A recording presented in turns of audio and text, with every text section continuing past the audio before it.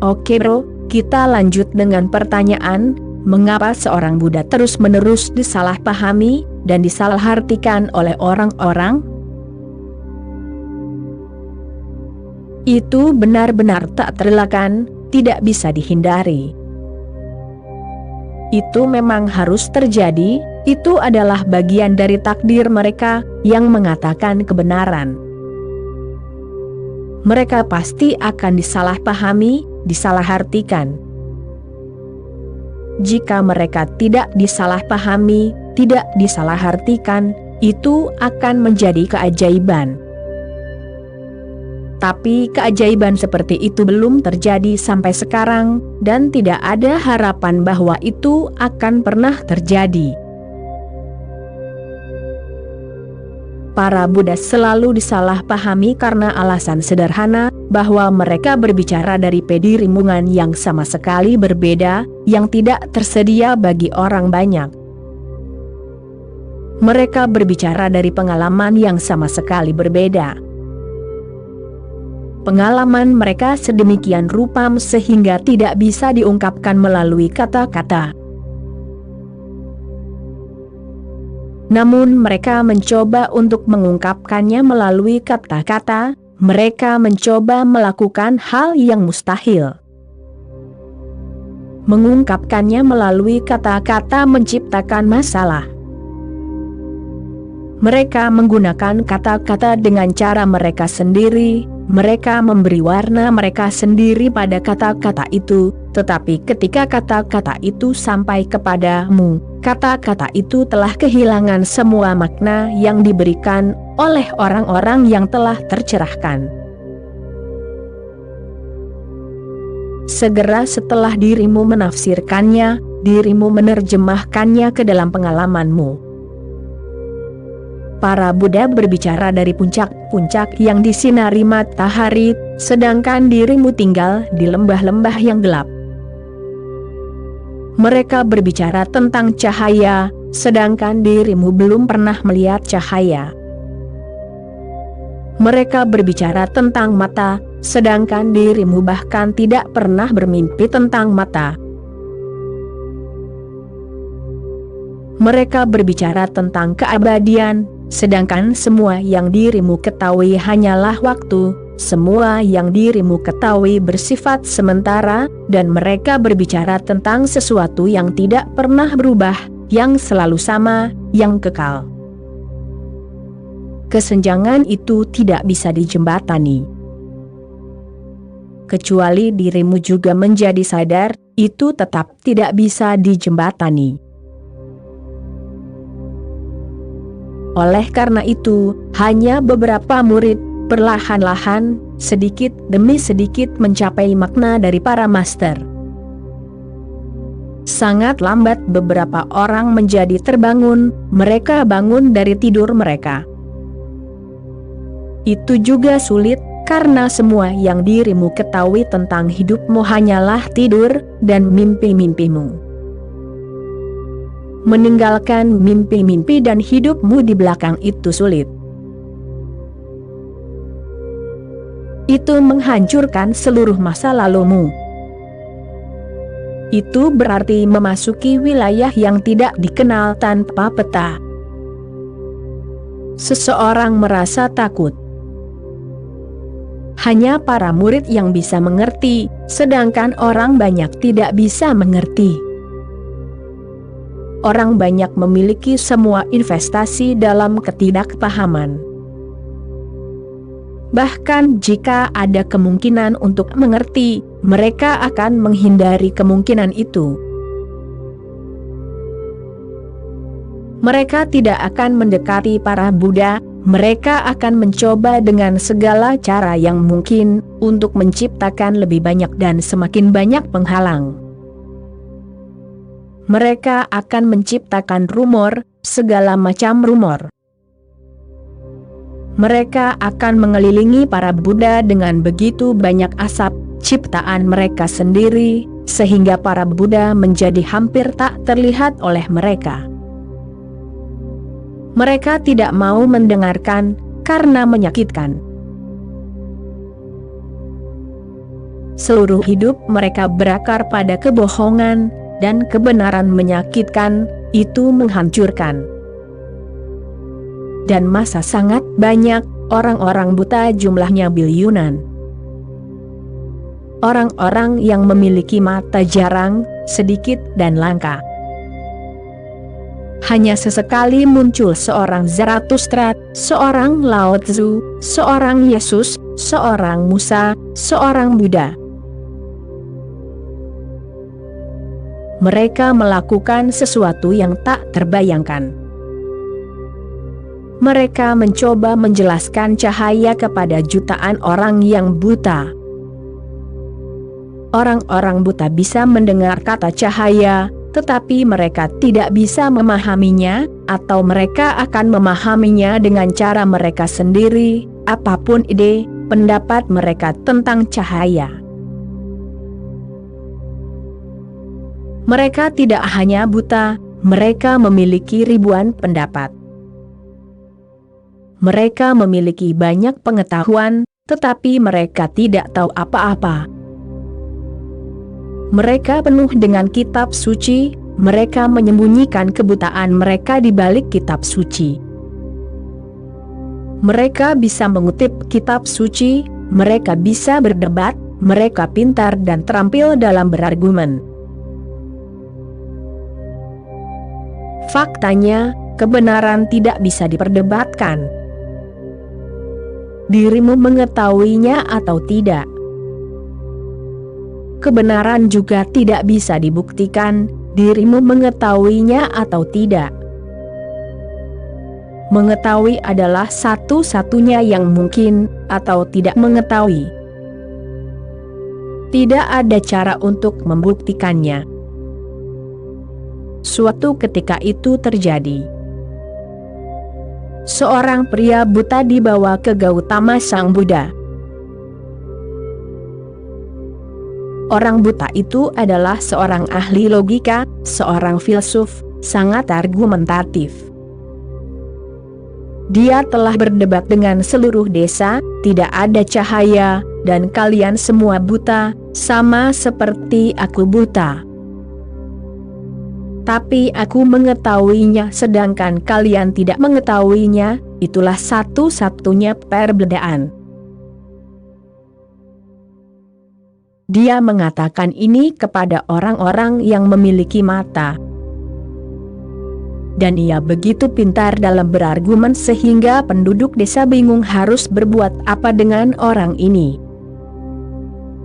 Ia meminta mereka, bawakan cahaya kalian. Biarkan aku mencicipinya atau menciumnya atau menyentuhnya. Hanya dengan begitu aku akan percaya. Nah, cahaya tidak bisa disentuh, tidak bisa dicicipi, tidak bisa dicium. Dirimu tidak bisa mendengarnya. Dan ini adalah keempat indera yang tersedia bagi orang buta itu. Kemudian ia akan tertawa penuh kemenangan. Ia akan berkata, lihat. Tidak ada cahaya. Kalau tidak, berikan aku buktinya. Ketika Buddha datang ke desa, penduduk desa berpikir itu akan baik, mari kita bawa orang ini kepada Buddha. Mereka membawa orang itu kepada Buddha. Buddha mendengarkan seluruh cerita dan kemudian ia berkata, ia tidak membutuhkanku. Aku juga bekerja dengan orang buta, tetapi dari jenis yang berbeda, orang buta spiritual. Aku menyembuhkan mereka. Tetapi ini adalah kebutaan fisik. Bawalah ia ke dokter. Bawalah ia ke dokter pribadiku. Buddha memiliki dokter pribadi yang diberikan oleh seorang raja. Dokter terhebat pada masa itu, Jivaka, diberikan kepada Buddha sebagai hadiah untuk merawat tubuhnya. bawa dia ke Jivaka, dan aku yakin dia akan mampu melakukan sesuatu. Dia butuh dokter, dia tidak butuh filsafat hebat tentang cahaya. Berbicara tentang cahaya itu bodoh. Dan jika dirimu berdebat dengannya, dia akan menang. Dia bisa membuktikan bahwa tidak ada cahaya. Ingat, membuktikan bahwa tidak ada Tuhan itu sangat mudah, membuktikan bahwa ada Tuhan itu mustahil. Membuktikan yang negatif itu mudah, karena semua logika cenderung negatif. Membuktikan yang positif itu tidak mungkin, logika tidak punya celah ke arah yang positif. Oleh karena itu, kaum ateis lebih suka berdebat, dan kaum teis merasa hampir kalah. Dia tidak bisa membuktikan keberadaan Tuhan atau jiwa. Buddha berkata, bawa dia ke Jivaka. Jivaka menyembuhkan matanya. Dalam waktu 6 bulan orang itu bisa melihat. Dia datang menari dengan banyak bunga dan buah-buahan sebagai hadiah untuk Buddha. Dia jatuh di kakinya dan berkata, jika kamu tidak ada di sana, aku akan berdebat sepanjang hidupku melawan cahaya, dan cahaya itu ada. Sekarang aku tahu. Buddha berkata, bisakah kamu membuktikannya? Di mana cahaya? Aku ingin mencicipinya dan menyentuhnya dan menciumnya. Dan orang buta itu, mantan orang buta, menjawab, itu tidak mungkin. Sekarang aku tahu itu hanya bisa dilihat, tidak ada cara lain untuk mendekatinya. Aku minta maaf. Aku buta, benar-benar buta, dan dalam kebutaanku, aku berdebat melawan sesuatu yang ada, dan merupakan pengalaman hidup yang paling indah. Jika kamu tidak ada di sana, aku akan berdebat sepanjang hidupku melawan sesuatu yang ada, dan saya akan tetap menjadi orang buta. Kamu melakukannya dengan baik, bahwa kamu tidak mengatakan sepatah kata pun tentang cahaya. Jika tidak, aku sudah siap, sepenuhnya siap untuk berdebat denganmu, dan aku tahu sekarang, bahkan dirimu tidak akan mampu membuktikannya. Namun wawasanmu mendalam, dirimu bisa melihat bahwa aku tidak memerlukan bukti apapun, aku memerlukan obat. Aku tidak memerlukan filsafat, aku memerlukan seorang dokter. Dirimu mengarahkanku kepada orang yang tepat. Aku sangat berterima kasih. Orang buta itu tidak pernah meninggalkan Buddha. Ia berkata, apa yang telah kamu lakukan pada mata fisikku, sekarang lakukan juga pada mata spiritualku. Ia menjadi seorang murid, ia menjadi seorang sannyasin. Menjadi seorang murid berarti siap untuk dioperasi. Itu adalah operasi yang sangat internal, operasi di inti terdalam dari keberadaanmu. Hanya dengan begitu, dirimu bisa memahami apa yang Buddha katakan kepadamu. Namun, orang banyak belum siap. Dan jangan khawatir tentang mereka. Itu bukan urusan kita. Jika mereka salah paham, bagi kita itu tidak masalah. Jika mereka salah paham, mereka kehilangan sesuatu. Jika mereka salah menafsirkan, itu adalah kerugian mereka. Cobalah untuk membantu mereka, tetapi jangan berdebat dengan mereka. Seorang Buddha adalah seorang dokter, bukan seorang filsuf. Pekerjaannya adalah sebagai seorang dokter bedah, bukan sebagai seorang pengkhotbah. Seorang Buddha selalu seorang dokter bedah. Ia memotong semua yang salah dalam dirimu, sepotong demi sepotong.